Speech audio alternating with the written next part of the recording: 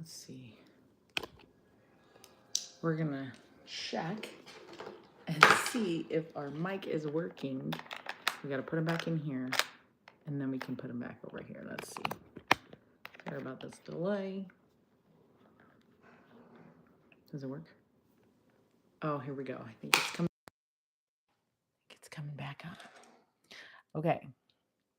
So we are reading Job chapter 1, and these are going to be, we're going to divide these days into the chapters, or these days of the week we'll divide the chapters in, and we will just be reading these. So Job chapter 1, in order to start, we need to have an intro before that. So let's cover a little bit of Job's history here. I will be reading from the Bible, and I will be reading from the Redheaded Hostess. I subscribe to their adult version of their monthly scripture subscription, where they have like study pages for kids, adults, and teens, but I use the adult version for my study. I probably should use the kids version. You're right, because it's a little bit more my level, but I do love the challenge of learning in this way. So I would consider the people who are working on the Redheaded Hostess like scholars, because she has taught seminary for so many years, and I feel like people who teach seminary have so much more knowledge than I would. And so, okay, people that we want to know is we don't know too much about Job's background. We know that he lived in a land of Uz and was likely not an Israelite. I did not know that. The book's details suggest he may have lived around the time of Abraham and the other patriarchs. In some definitions in the traditional Christian Bible, Job is grouped with the poetry books. So in the Hebrew Bible, it is considered wisdom literature alongside Proverbs and Ecclesiastes. These books explore life's big questions, though through wisdom, reflection, and poetry. Some of the books that would be considered the poetry is like Job, Psalms, Proverbs, Ecclesiastes, and Song of Solomon. So, but Job kind of kicks it off. And then we have some questions. It's like the main question of Job is, why do the righteous people suffer? And the book does not give a clean answer, of course, because there's not a clean answer here in this imperfect world. And the book does not, but it does give us like this poetic journey through grief, questioning, reflection, and like deep understanding of God's power and presence in our lives. Okay. So Job's trials will begin soon here in this chapter. Job was a righteous man who experienced many heart-wrenching trials, yet ultimately responded with faith, while others suggested Job should curse God and die, right? So Job remained steadfast and looked forward to the resurrection. Excuse me. For he said that I know that my Redeemer liveth, and in my flesh shall I see God. So that is going to be towards the end of when we're reading Job. Some more history to prepare us for this chapter. It's kind of like a lot. You have to like set up the chapter, right? So you can kind of get like a good thing. And some people might question, like, is Job's experience like a real one, or is it like just like poetry? Is it just poetry? Is it something that even somebody went through? Did they invent this story? Like those are kind of questions that I have as I read some of these experiences in the Bible. So this is what the Redheaded Hostess says. It says the book of Job is the first of 5 books of poetry in the Old Testament. The book of Job is considered wisdom literature. So a type of poetry that explores deep philosophical questions and offers timeless advice. Then it says that in the Come Follow Me manual, it says the books of Proverbs and Ecclesiastes are some examples of wisdom literature in the Old Testament.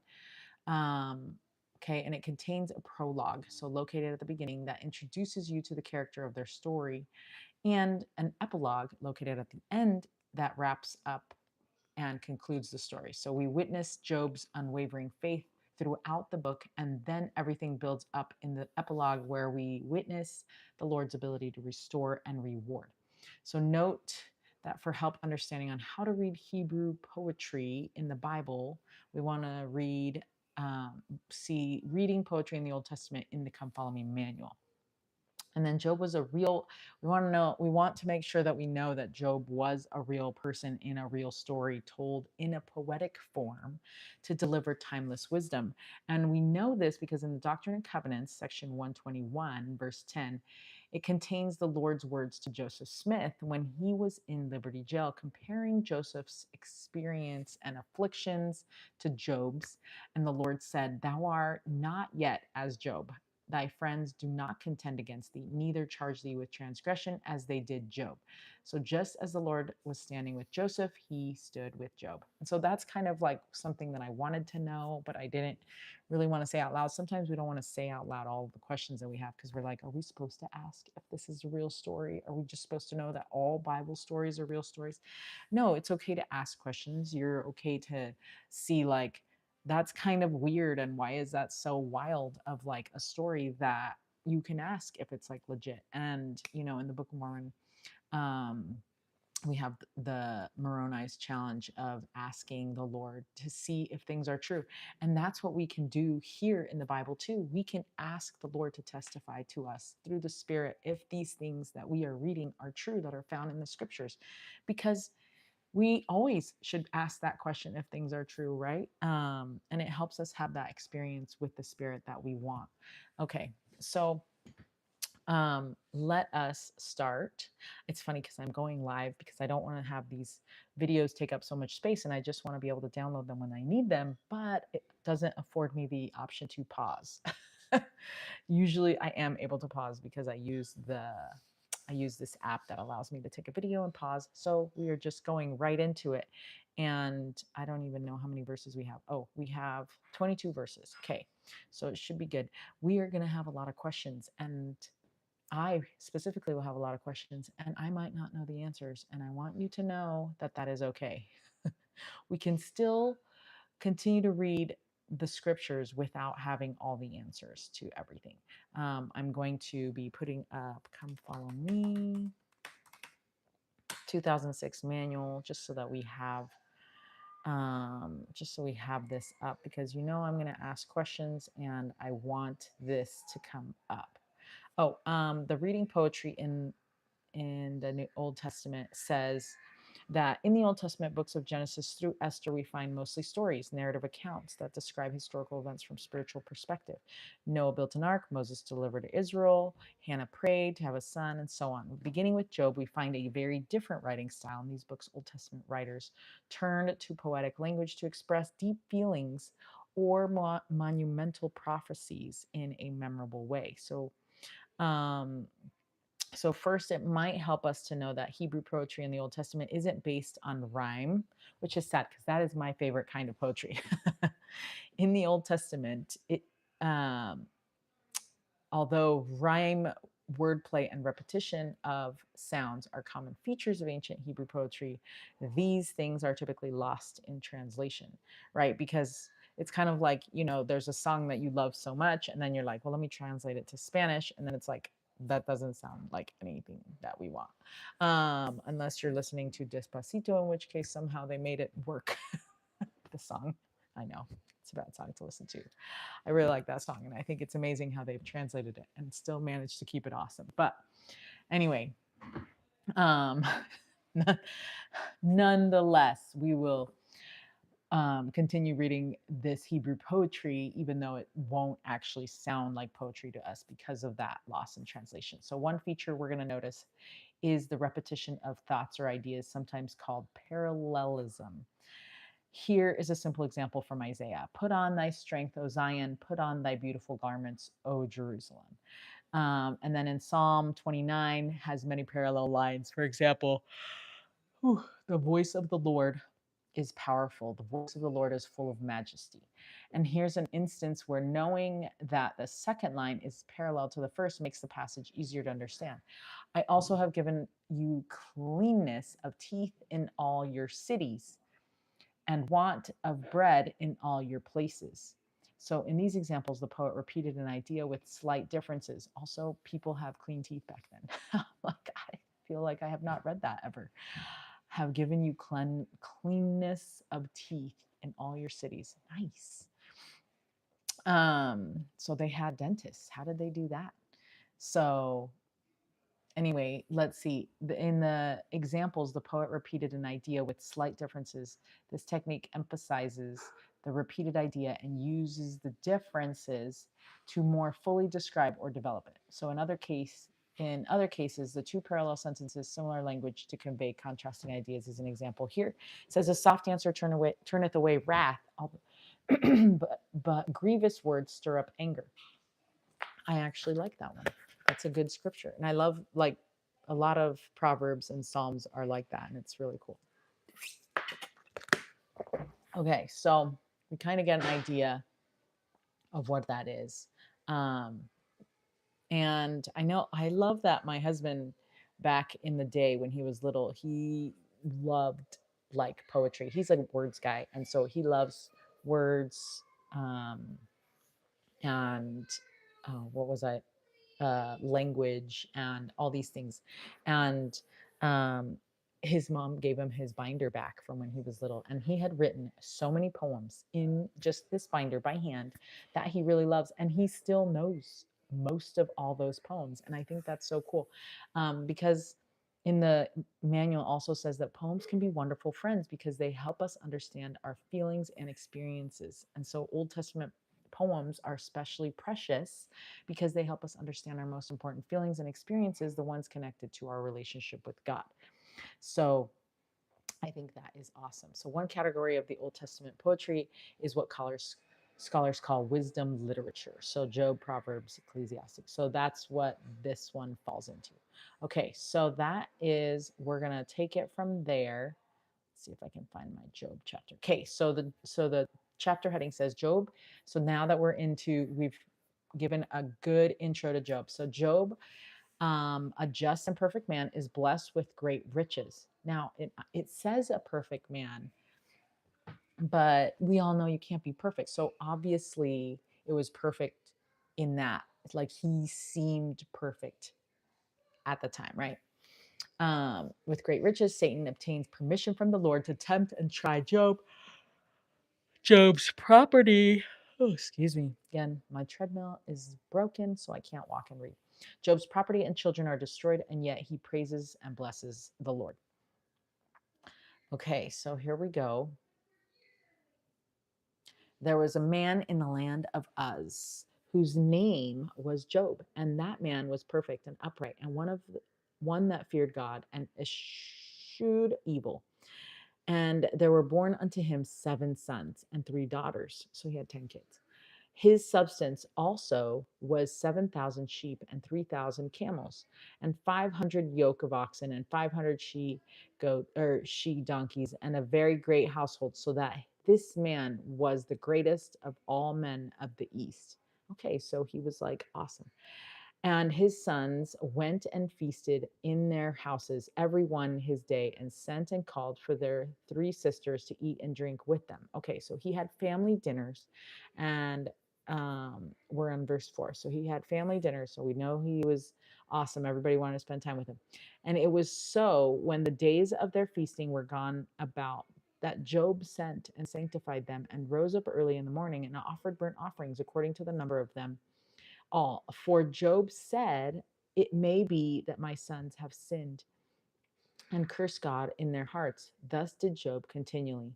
Now there was a day when the sons of God came to present themselves before the Lord, and Satan also among them. Okay, so we're about to read verse 7, but I wanted to read a little bit of what the Red Hostess says here. It says, Job was a perfect man,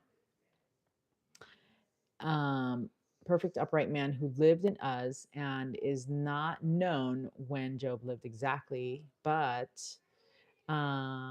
and we don't know exactly where Uz was located. Many scholars believe he was around the time of Abraham or even before him. We know that there were many faithful people upon the earth in Abraham's day. For example, Melchizedek ruled in Salem in Abraham's day, and the Jaredites were upon their promised land, and there were faithful among them. Whenever Job lived, we know that he was very faithful and also rich and prosperous because he had so much. And Job's family life is described in verses 4 and 5. His sons must have been grown, for they had their own houses, and they would each hold feasts at their homes on his day, which most Bible scholars believe means that they held feasts on their birthdays. Others suggest that perhaps they each had a day of the week assigned to them, that they held feasts on their assigned day. It's like family, like grandparents love to have dinners for the grandkids. So it's like, hey, should we? And so, you plan things out. So Job would plan stuff out like that, I'm sure, sounds like, and would have family dinners all around, which is awesome, right? Because that means his kids lived close by. And then they would also invite their 3 sisters. So then we see that he was concerned for the spiritual welfare of his children. So he would offer burnt offerings according to the number of them all. We do not know if the children were truly wicked or if Job was concerned that they might sin. Notice that the wording in verse 5 is that it might be that my sons have sinned, right? So, whichever the meaning, Job was an actively concerned priest over his family, doing whatever he could to save his children. And I think that's so important for us to realize. Like, the job of a parent is never done. And it's sad because we want it to be done, right? We're like, oh, as soon as they turn 18, it's fine. But no, some of my friends have said that once they turned 18, it was worse. And I'm like, great, because now, like, you can't control what they do. At least, when they're in your house, you can have some boundaries and things. But anyway, so there you have it. So that's up to verse 7. Okay, so, and the Lord said unto Satan, whence comest thou? Then Satan answered the Lord and said, from going to and fro in the earth, and from walking up and down in it. And the Lord said unto Satan, hast thou considered my servant Job, that there is none like him in the earth, a perfect and an upright man, one that feareth God, and sheweth evil? Then Satan answered the Lord and said, doth Job fear God for naught? Hast not, oh, sorry, it's funny because if I leave that to go that way, you're going to look like it's going to look like I'm looking so far off. Anyway, okay. Then Satan answered the Lord and said, doth Job fear God for naught? Hast not thou made an hedge about him and about his house and about all that he hath on every side? Thou hast blessed the work of his hands, and his substance is increased in the land. But put forth thine hand now and touch all that he hath, and he will curse thee to thy face. And the Lord said unto Satan, behold, all that he hath is in thy power, only upon himself put not forth thine hand. So Satan went forth from the presence of the Lord.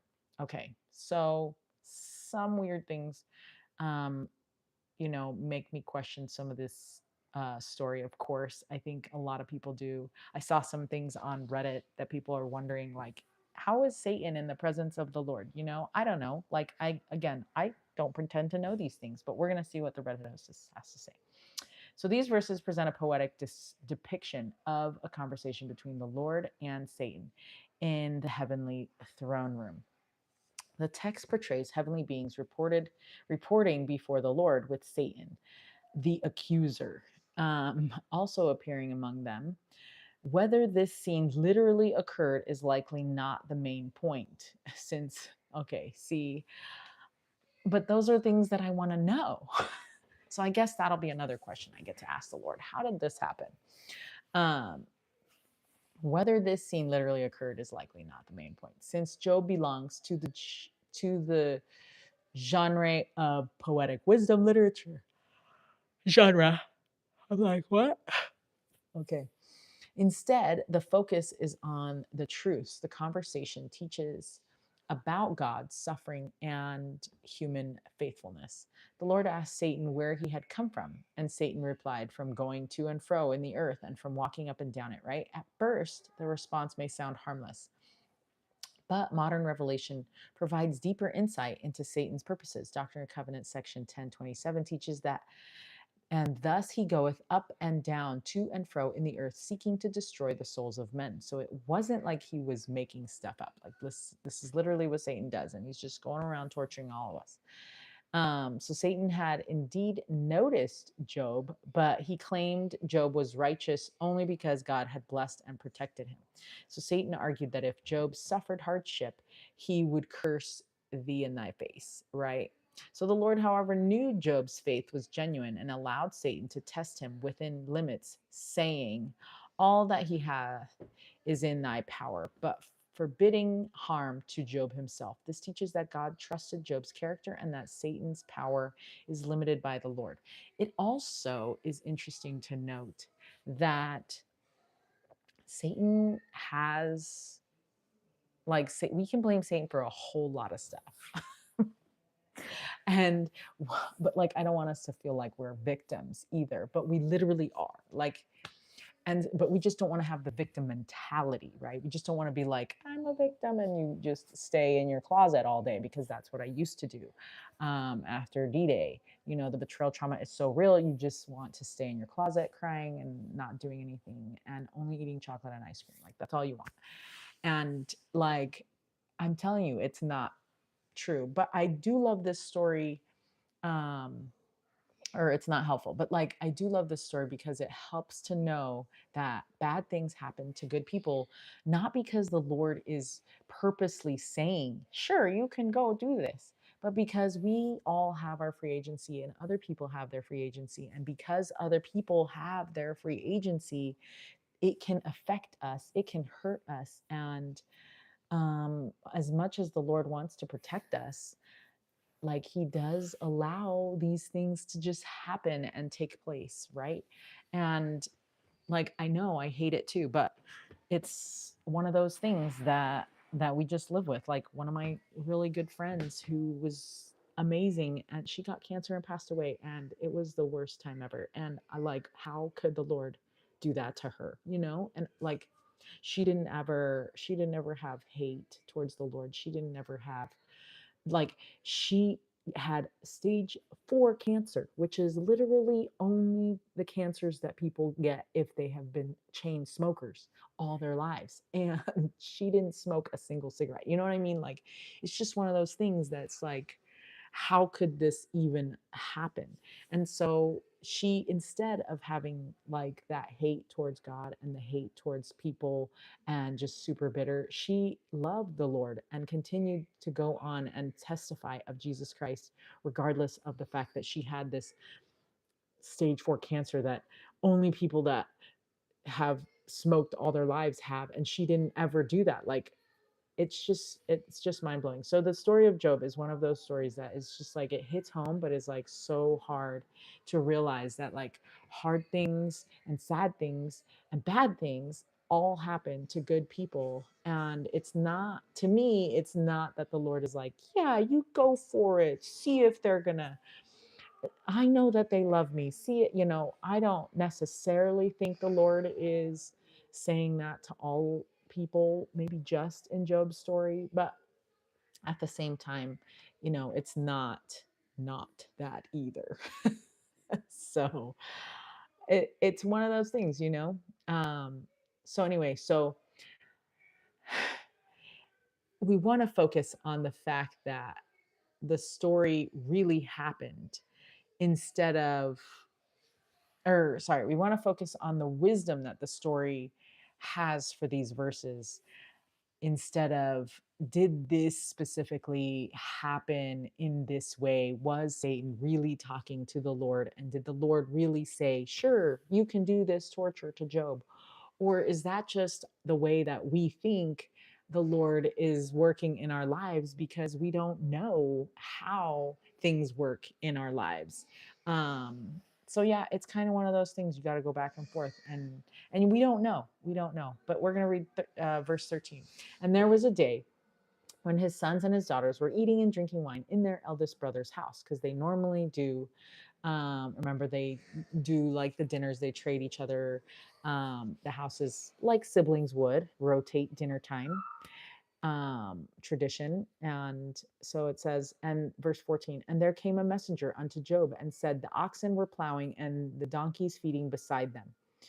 And the Sabians fell upon them and took them away. Yea, they have slain the servants with the edge of the sword, and I only am escaped alone to tell thee. While he was yet speaking, there came also another and said, the fire of God is fallen from heaven and hath burned up the sheep and the servants and consumed them. And I only am escaped alone to tell thee. While he was yet speaking. So this is like one of those crazy stories. Um, there came also another and said, the Chaldeans made out 3 bands and fell upon the camels and have carried them away, yea, and slain the servants with the edge of the sword, and I only am escaped alone to tell thee. While he was yet speaking, there came also another and said, thy sons and thy daughters were eating and drinking wine in their eldest brother's house. And behold, there came a great wind from the wilderness and smote the 4 corners of the house, and it fell upon the young men, and they are dead. And I only am escaped alone to tell thee.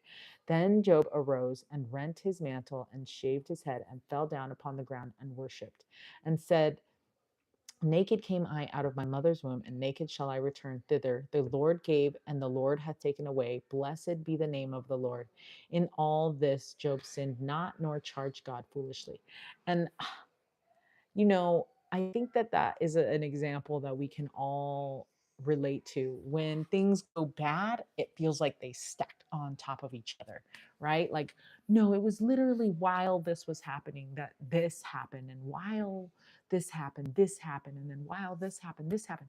And it does feel so much like the trials just keep coming and coming. Um, it was when we were struggling with infertility and trying to get pregnant. Um, that we had gone to the IVF, to the doctor, the IVF doctor. We were on our second round of IVF because the first one ended in miscarriage. So we had a miscarriage, and then it feels like it was on top of each other. That I had D-Day. That's when I discovered stuff on my husband's phone, and that was the worst time ever to have been going through that. And then the next thing that piled on top was the fact that because we were still in the process of our second IVF, had a second miscarriage. And it was just like everything was so piling on top of each other. And then my grandma died, and then my grandpa died, and it just felt like everything was happening.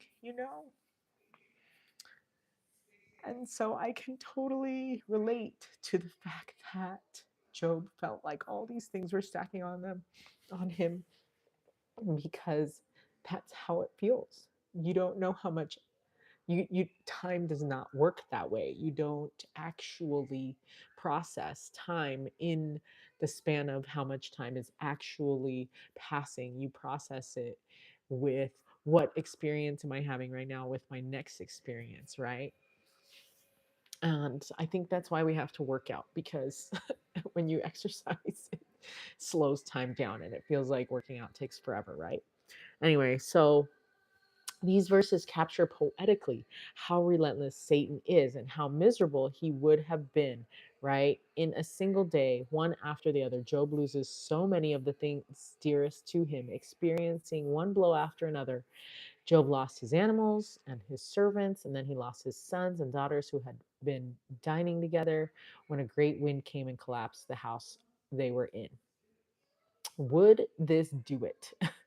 Would this cause Job to collapse and curse God? That is certainly what Satan was hoping to prove, but it didn't. Job grieved, he greatly grieved, but grieving is not a sin. Like, being sad is not a sin. And what Job did not do was grieve and curse God. Rather, Job grieved and worshiped. And to the Lord he fully submitted. Said Job to the Lord, naked came I out of my mother's womb, and naked shall I return thither. The Lord gave, and the Lord taketh away. Blessed be the name of the Lord, right? So he said that as he was going through his trials. So no wonder Job's record is preserved for us. What an example he is. and his heart was not set upon his riches, even though we were all set upon his riches, and he had, and then suddenly lost. So President Dieter F. Uchtdorf says, my dear brothers and sisters, the choice is ours. We can choose to limit our gratitude based on the blessings we feel we lack, or we can choose to be like Nephi, whose grateful heart never faltered. When his brothers tied him up on the ship, which he had built to take them to the promised land, his ankles and wrists were sore. They had swollen exceedingly, and a violent storm threatened to swallow him up in the depths of the sea. Nevertheless, Nephi said, I did look unto my God. I did praise him all the day long, and I did not murmur against the Lord because of mine afflictions. We can choose to be like Job, who seemed to have everything, but then lost it all. Yet Job responded by saying, naked came I out of my mother's womb, and naked shall I return. The Lord gave, and the Lord hath taken away. Blessed be the name of the Lord. We can choose to be grateful no matter what. This type of gratitude transcends whatever is happening around us. It surpasses disappointment, discouragement, and despair. It blooms just as beautifully in the icy landscape of winter as it does in the pleasant warmth of summer. When we are grateful to God in our circumstances, we can experience gentle peace in the midst of tribulation. If in grief, we can still lift up our hearts in praise. In pain, we can glory in Christ's atonement. In the cold bitter of sorrow, we can experience the closeness and warmth of heaven's embrace, end quote. President Dieter F. Uchtdorf, grateful in any circumstances, April 2014 General Conference. Oh, I need to go read that one. It is a really good General Conference. General Conference. Okay, so we're going to finish reading. Okay, so while he was, oh, wait, no, we're actually done because we read verse 22. It says, and in all this, Job sinned not, nor charged God foolishly. So all the things that we just witnessed happened to Job. He lost his cattle, he lost everything he had been working for, and he lost his whole family. And he did not sin, and he did not charge God foolishly. He didn't blame him, and he was just praising the Lord. And what a good example he is to us. We're going to read, we're going to go on and read Job chapter 2 after this live. Um, and so, but I did want to talk about some things because, because of Job and because it's a reminder of our trials and things that we're going through. If you are still stuck in survival mode, don't let Satan continue to steal your peace. And because I have been through this and I felt really alone in my pain, I have been led to different tools that have been able to help me. So I have compiled this into like a monthly mailer, and it's Christ centered with truth, healing tools, simple challenges, and then stickers, decals, things. And I send it to you. So it's like I'm sending you a hug from me to you in your mailbox. If you're curious of what that looks like, go to warriorletters.com. And if it resonates with you, I'd be humbled if you signed up and shared with me how it is blessing your life, because some sisters have already shared some pictures with me, and it's just really um it's really moving to know that the things that the Lord has put in me to share, people are able to use, and that it's blessing their lives too. So if it's something that you feel could bless your life, I would be so honored to be invited into your home in that way and into your heart in that way. So until